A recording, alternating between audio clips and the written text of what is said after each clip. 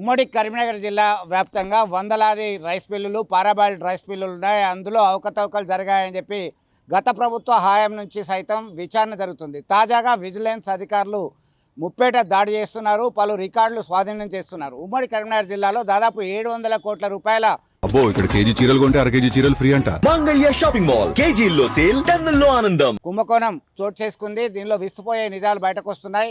దాదాపు 30 కోట్లు, 40 కోట్లు, కొంతమంది మీద పీడీ యాక్ట్ సైతం నమోదు చేసి జైలుకు తరలించడం జరిగింది.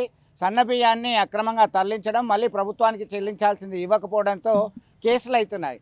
గతంలో బ్లాక్ లిస్ట్లో పెట్టిన వాళ్ళని సైతం మళ్ళీ కరోనా తర్వాత అనుమతి ఇవ్వడంతో ఈ అక్రమాలకు అడ్డు అదుపు లేకుండా పోయింది. ఇదే అంశానికి సంబంధించి మనతో మాట్లాడడానికి సిపిఎం నేత ఉన్నారు, వాసుదేవరెడ్డి ఉన్నారు. వాసుదేవరెడ్డి, చెప్పండి, ఎట్లా చూడొచ్చు దీనికి సంబంధించి? అనేక తనిఖీలు, ఆంక్షలు ఇవన్నీ అవుతున్నాయి. అయినప్పటికీ కూడా విచ్చలవిడిగా ఇవన్నీ అక్రమాలు చోటు చేసుకుంటూనే ఉన్నాయి. ఇటు రా రైసు, పారాబాయిల్డ్ రైసు, ఇట్లా వివిధ రకాల రైస్ మిల్లులకి మనకు ఉమ్మడి జిల్లా అడ్డాగా మారింది.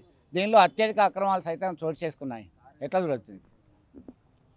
ప్రభుత్వం నుండి మద్దతు ధరకు కొనుగోలు చేయడం కోసం ధాన్యాన్ని మద్దతు ధరకు సేకరించి వివిధ సంస్థల ద్వారా ఐకేపీ కావచ్చు, అట్లాగే పిఎస్సిఎస్ కావచ్చు, ప్యాక్స్ కావచ్చు, ఇట్లాంటి సంస్థల ద్వారా ధాన్యాన్ని సేకరించి మిల్లులకు పంపించి మరాడించి మళ్ళీ వాటిని లెవీ రూపంలో బియ్యాన్ని పెట్టాల్సినటువంటి రైస్ మిల్లర్స్ మొత్తం కూడా పెద్ద ఎత్తున అవినీతికి పాల్పడ్డారని చెప్పేసి గత 6 సంవత్సరాలుగా ఈ తంతు కొనసాగుతుంది.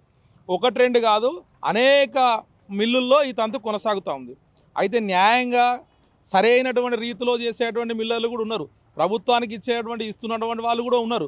కానీ ఇదే అదునుగా భావించి పెద్ద మొత్తంలో నాడు టీఆర్ఎస్ హాయంలో, బీఆర్ఎస్ హాయంలో పెద్ద ఎత్తున ఒకసారి ఫ్రాడ్ అయిన తర్వాత, ఒక సీజన్ తర్వాత మళ్ళీ ఫ్రాడ్ అయిన తర్వాత కూడా మళ్ళీ అతనికి ధాన్యాన్ని కేటాయించడం, పెద్ద మొత్తంలో కేటాయించడం, ఒకరికి 150 కోట్ల రూపాయల విలువ చేసే ధాన్యాన్ని కేటాయించడం, సదరు వ్యక్తి రైస్ మిల్లరు దాన్ని మొత్తం కూడా బయట వ్యక్తులకు అమ్మేసుకొని ఇలా పీడీ యాక్ట్ రూపంలో, ఇంకో రూపంలో ఇలా జైల్లోకి పోయినటువంటి పరిస్థితి. ఇది అందరి మీద అవుతుందా లేదా అంటే కొంతమంది వ్యక్తుల మీద అవుతుంది. 10 కోట్లు, 20 కోట్లు, 30 కోట్లు ఉన్నటువంటి బకాయిలున్నటువంటి మిల్లర్స్ కూడా ఉన్నారు. అయితే కాంగ్రెస్ ప్రభుత్వం వచ్చిన తర్వాత వాళ్ళ మీద 6A కేసులు కావచ్చు, పీడీ యాక్ట్లు కావచ్చు, ఇట్లాంటివి పెడుతున్నారు. అయినప్పటికీ కూడా ప్రభుత్వానికి ప్రభుత్వానికి ఇవ్వాల్సినటువంటి బియ్యాన్ని మాత్రం ఇవ్వడం లేదు, ప్రభుత్వానికి చెల్లించాల్సినటువంటి డబ్బులు కూడా చెల్లించట్లేదు. అంటే ప్రభుత్వ ఖజానాకు భారీగా గండిపడుతుంది. దీన్ని ఎట్లా చేస్తే ప్రక్షాళన చేసే అవకాశం ఉంటుంది? ఉమ్మడి జిల్లాలో సుమారు 600 నుంచి 800 కోట్ల రూపాయలు రైస్ మిల్లర్స్ యజమానులే బుక్ చేశారన్నది బహిరంగ రహస్యం.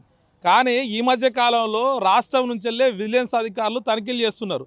అయితే గతాన్ని మళ్ళీ రికవరీ చేస్తారా, లేదు ఇప్పుడు కేటాయించినటువంటి ధాన్యానికి సంబంధించినటువంటి వాళ్ళ సంచులకు సంబంధించి కావచ్చు, లేకపోతే ఇంకోటి కావచ్చు, అవన్నీ కూడా ఆ ఫ్యాక్టరీ లోపల ఉన్నాయా లేవా అనే వరకు తనిఖీలు చేస్తున్నారని కూడా అనుమానం కలుగుతూ ఉంది. ఒకవేళ వాళ్ళు పాతవి కనుక రికార్డులు కనుక తీసేస్తే చాలామంది లోపలికి వెళ్ళేటువంటి అవకాశం కూడా ఉంది. విజిలెన్స్ అధికారుల నేతృత్వం, ఒక ఏసీపీ, 2 ఏసీపీల ఆధ్వర్యంలో ఈ విజిలెన్స్ దాడులు కొనసాగుతూ ఉన్నాయి. జమ్మిగుడిలో కావచ్చు, పెద్దపల్లిలో కావచ్చు, మా హుజురాబాద్లో కావచ్చు, మానకొండలో కావచ్చు, ఇవన్నీ కొనసాగినాయి, ఈ మధ్యకాలంలో కొనసాగినాయి. కానీ అందులో ఉన్నటువంటి మర్మం ఏమిటి, అందులో ఉన్నటువంటి వాళ్ళకి వచ్చినటువంటి ఇన్పుట్ ఏమిటి, అందులో వచ్చినటువంటి సమస్యలు ఏమిటి, అందులో వచ్చినటువంటి వాళ్ళకి తేలినటువంటి అంశాలు ఏమిటి అనేది మాత్రం బహిరంగంగా ఉంటున్నటువంటి పరిస్థితి. మరి ఇంత పెద్ద మొత్తంలో ప్రభుత్వ సొమ్మును దోచుకున్నటువంటి వాళ్ళ మీద ఏం చర్యలు తీసుకుంటారో ఇప్పటికి కూడా స్పష్టంగా లేదు. అయితే గతంలో ఉన్నటువంటి 6A కేసులు వాళ్ళు పోతున్నారు, వస్తున్నారు, మళ్ళీ అదే తంతు కొనసాగిస్తున్నారు. అట్లాంటి వాళ్ళ మీద క్రిమినల్ చర్యలు తీసుకోవాలి. మళ్ళీ ఇంకొకసారి ప్రభుత్వ ధాన్యాన్ని కేటాయించకూడదు. ఇట్లా కేటాయించడం మూలంగానే మళ్ళీ రిపీట్ అవుతుంది. కాబట్టి సరి అయినటువంటి రైస్ మిల్లర్లకు ఇస్తే ఉపయోగకరంగా ఉంటుంది, ప్రభుత్వ లక్ష్యం కూడా నెరవేరే అవకాశం ఉంటుంది. కాబట్టి వీళ్ళందరి మీద, ఎవరైతే ఫ్రాడ్ చేశారో వాళ్ళందరి మీద చట్టపరమైన కఠిన నిర్ణయాలు తీసుకోవాలని చెప్పేసి సిపిఎంగా డిమాండ్ చేస్తున్నాం. మొత్తం మీద తప్పు చేసింది ఎవరైనా సరే ఎలాంటి ప్రలోభాలకు లొంగకుండా ఖచ్చితంగా కఠిన చర్యలు తీసుకోవాల్సినటువంటి అవసరం ఉంది. 6A కేసులు విజిలెన్స్ తనిఖీలతో సరిపెట్టుకోవద్దు, యాక్షన్ షుడ్ బి టేకెన్ అనేటువంటి డిమాండ్ తీసుకొస్తున్నటువంటి పరిస్థితి. చూద్దాం ఎలాంటి యాక్షన్ తీసుకోబోతున్నారు. వీడియో జర్నలిస్ట్ సుమంత్తో కలిసి చంద్రశేఖర్, RTV, కరీంనగర్.